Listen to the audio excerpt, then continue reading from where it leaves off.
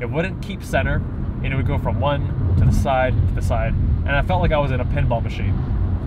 Ladies and gentlemen, 2023 Kia Sportage LX. As you may know, the Kia Sportage is new for this model year, for 2023.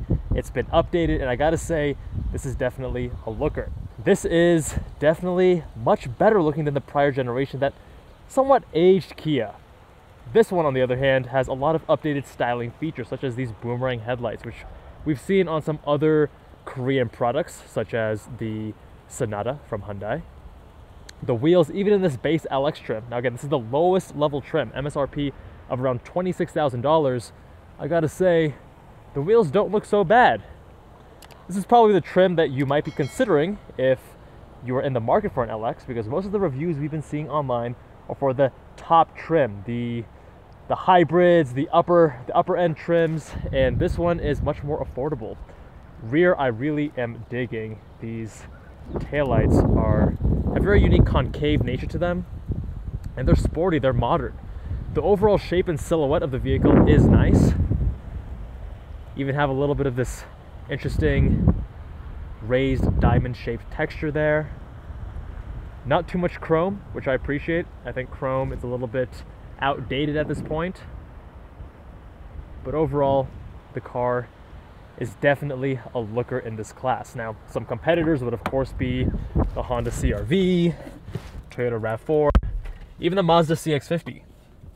Sitting in the driver's seat, not a bad place to be. We have 2-screen standard. This one is 8 inches, although you can upgrade to a 12.3, which is higher resolution, looks a lot nicer, and many would actually recommend that you opt for that.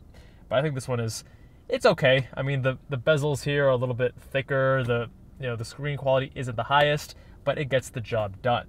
As for your gauges, fully digital. Not the best contrast, not the highest resolution, but I do really appreciate that this is in a matte finish. And as you can see, there's no reflection even though the sun is coming from behind me, which makes this easy to read at all times of the day and regardless of where the sun is positioned. Because whenever you have one of these screens, normally you lose the sunshade.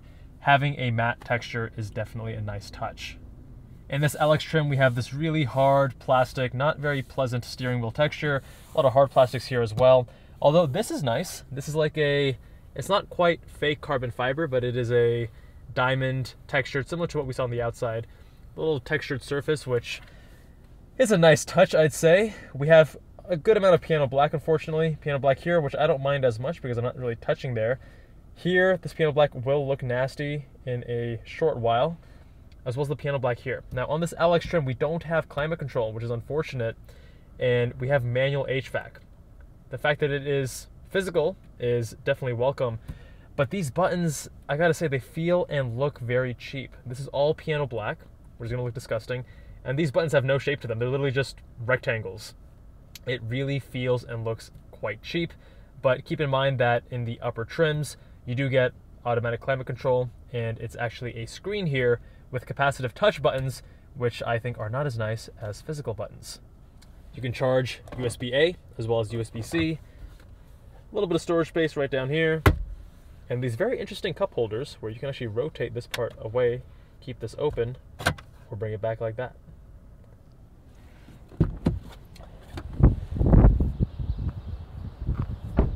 As far as cargo space, standard with the rest of the segment. The load floor, a little bit higher than I would like, if I'm being honest. My knee is all the way down here. Load floor there, but it is flat. The seats do fold flat as well. We're actually on the way from the Bay Area to Vegas.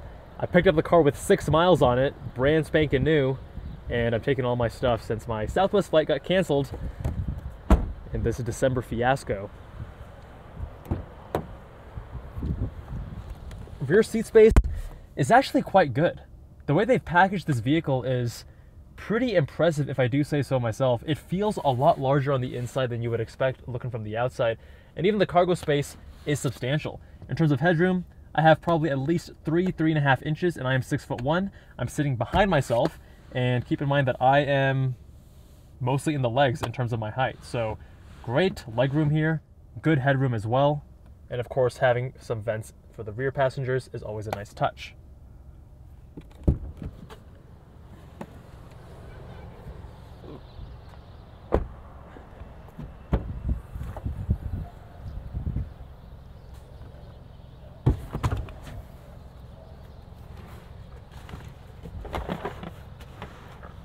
Folding these down is as simple as pulling these tabs.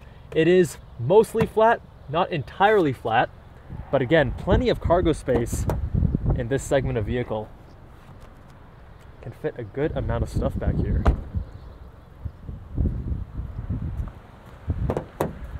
Back seats are adjustable, as you can see. Added comfort for your rear passengers.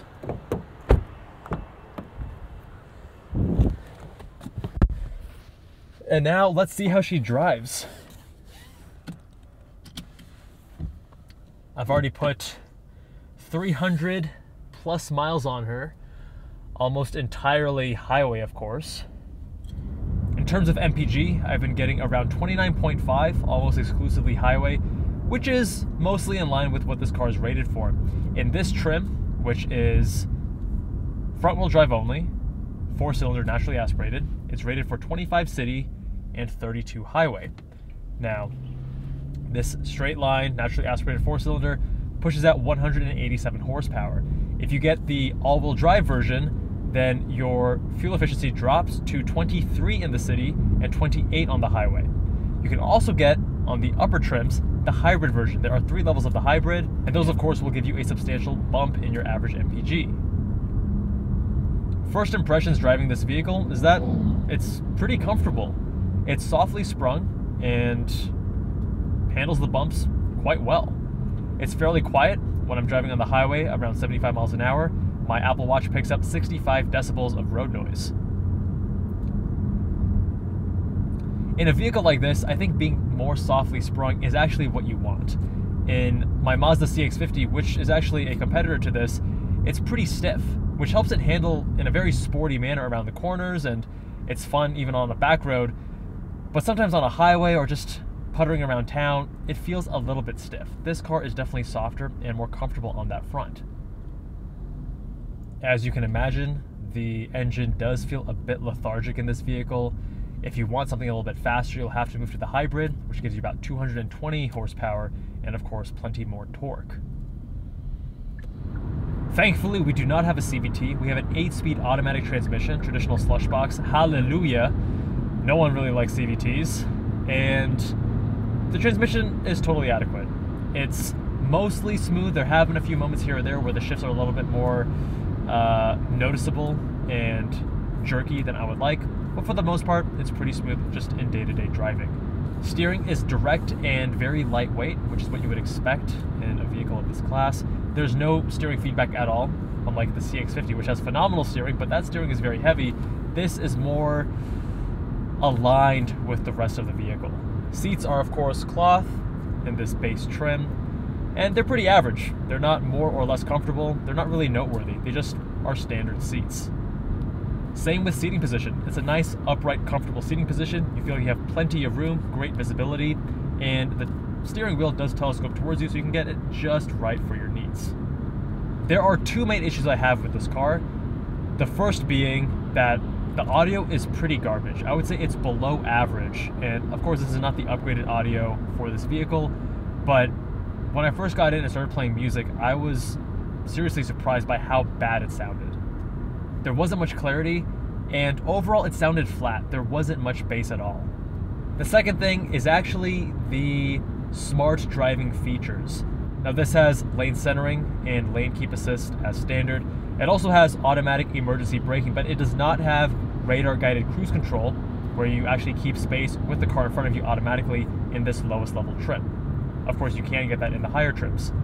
But even just the lane centering, there have been several portions during my ride where I was ping-ponging between the 2 sides of the lane. It wouldn't keep center, and it would go from one to the side, and I felt like I was in a pinball machine. When it does behave itself, however, it is very nice. I would say it's been around 50-50 on this drive so far. A lot of the roads do look like this. Most of them have actually been more straight. But when it is working properly and you're not pinging back and forth between the sides of the lane, it is a nice way to reduce the fatigue on these longer drives. Compared to the competitors, I wouldn't say this vehicle really has any standout strengths. It's pretty comparable to the other vehicles in the class, and it depends on what you're prioritizing. If you want a really nice interior quality, then you want to go for Mazda. But in that instance, you give up some of the ride comfort as a cost. If you want a better hybrid experience with a more seamless drivetrain and the best fuel economy in the business, then you would go with Toyota. Some things to consider. First off, the exterior styling. I think that the back and the side profiles are actually quite handsome, at least forward thinking, and they seem contemporary and even somewhat attractive for the class. The front end, on the other hand, I think is not quite my cup of tea, but of course that's up for personal preference. In terms of driving dynamics, this is softly sprung, it's pretty comfortable, and for most people, that's probably what they want, more so than a sporty driving experience. And if you do like the tech and driving aids, then the Kia Sportage and its sister vehicle, the Hyundai Tucson, do offer compelling packages.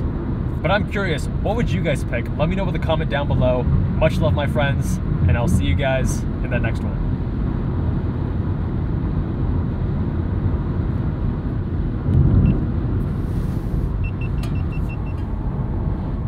Dude, I have a headache.